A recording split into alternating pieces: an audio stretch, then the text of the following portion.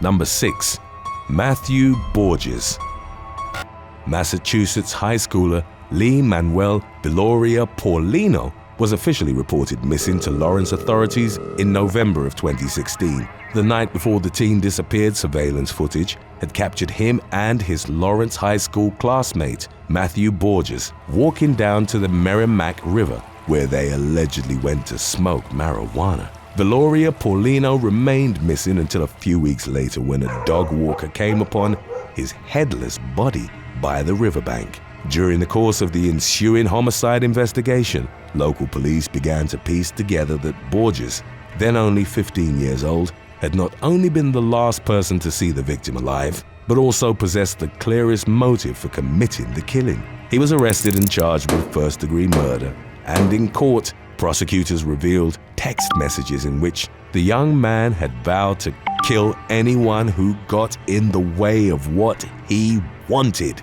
Leading up to the gruesome murder, Borges had allegedly begun to suspect his girlfriend of cheating on him with Viloria Paulino. The prosecution proposed that the teen had grown so jealous as a result that he'd lured his friend to the river that night and fatally stabbed him before removing his head and hands from the rest of his body. The murder trial culminated with Borges receiving a verdict of guilty on all counts levied against him. He was consequently sentenced to life imprisonment, with the possibility of being paroled after 30 years.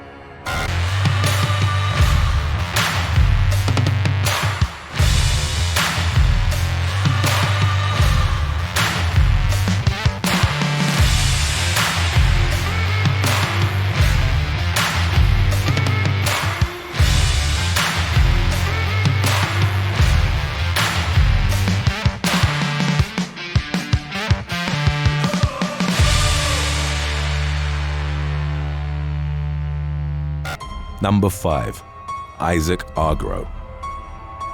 20-year-old healthcare worker Ashia Johnson agreed to meet with her abusive ex-boyfriend, Isaac Agro, on June the 29th of 2022. The man had reportedly expressed a desire to get back into Johnson's good graces when the meetup was scheduled. While walking near Lexington Avenue and East 95th Street in Manhattan, pushing her 3-month-old baby in a stroller, Johnson was suddenly ambushed by a masked assailant who fatally shot her at point-blank range. Investigators quickly identified Agro as the prime suspect in his ex's killing. The 23-year-old man had allegedly called the victim's family following the shooting, demanding to know where his estranged child was and threatening further violence against the Johnsons. Agro, who was described as a wannabe gang member who'd been given the nickname Angry Bird by his ex-girlfriend's relatives, was remanded into custody without bail. He faced charges of second-degree murder and second-degree weapons possession. Johnson's grieving mother placed some of the blame for her daughter's death on the NYPD, whom she accused of ignoring her previous abuse and stalking complaints made against Agro. The latter had even allegedly threatened to kill his ex's mother at one point, which a domestic abuse counselor had dismissed as freedom of speech. Number 4. Masal Kanga.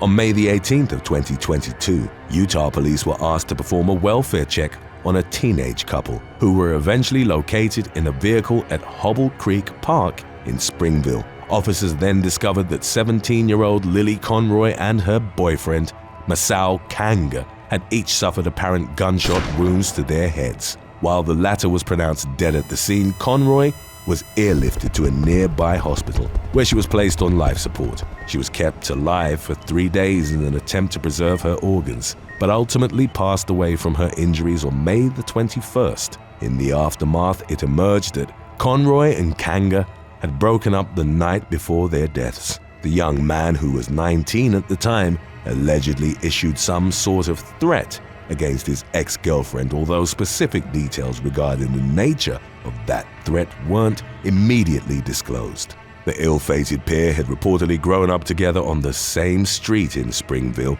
and had both attended the city's public high school, at which Conroy had been wrapping up her junior year before her murder. Number 3. Kyle Pickles. A teenager from South Yorkshire, England, developed a dangerous fixation on a girl during the summer of 2021.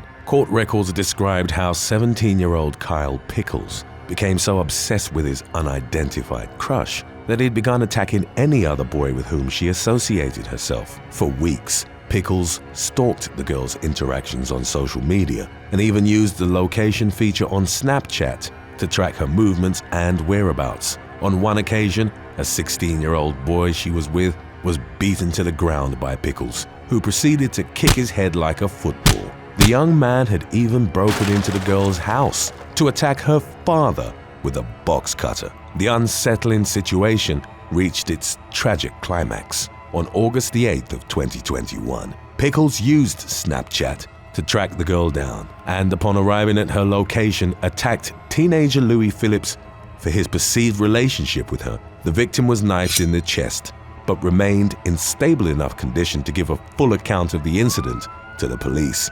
While being taken to the hospital, Phillips underwent 2 rounds of emergency surgery but ultimately passed away from his injuries 4 days later. Pickles was taken into police custody on a charge of murder, to which he pleaded guilty in October of 2021. During a hearing at Doncaster Crown Court 2 months later, the young man was sentenced to life in prison with a minimum term of 17 years. Number 2. Tana Flores.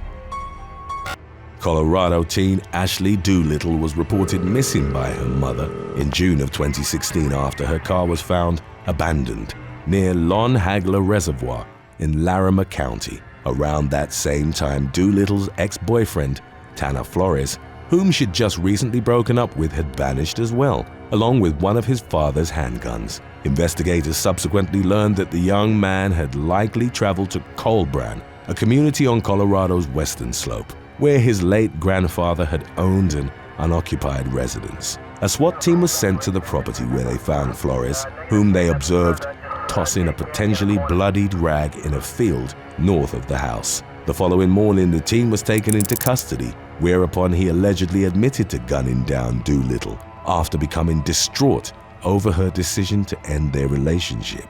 The resulting police report detailed how Flores shot the young woman twice in the head before meticulously cleaning her corpse, which he then hid in the back of his truck, driving it 5 hours away to his grandfather's home. In 2017, it was reported that Doolittle would be posthumously crowned as Boulder County Fair's rodeo queen. Flores, on the other hand, was convicted of his ex's kidnapping and murder. He was consequently locked away for the remainder of his life, with no possibility of parole. Number 1. Cynthia Alvarez and Giovanni Gallardo. California teen Cynthia Alvarez confided in her boyfriend, Giovanni Gallardo, that she'd been abused by her stepfather as a young girl. At the time of the incident, she'd reportedly brought the allegations to local police, but when pressed, she'd rescinded them.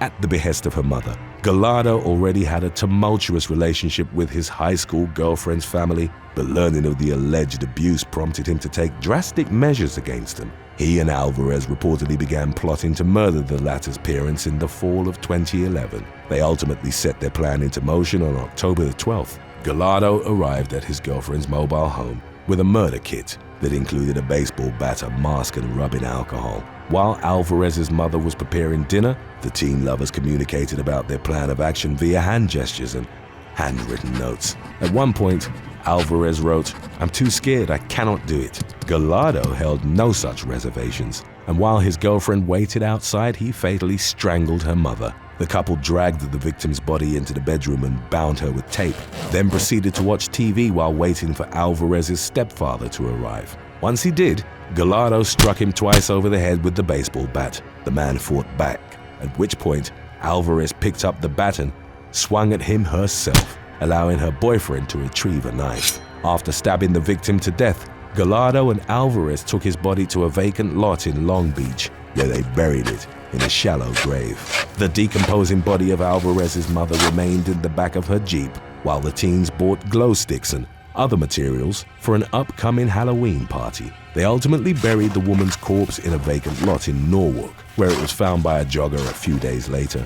Gallardo and Alvarez were quickly identified as the perpetrators of the double homicide, which they admitted responsibility for almost instantly. They were charged as adults, consequently facing 2 counts of murder with special circumstances. Following their trials, the teens were both sentenced to life in prison.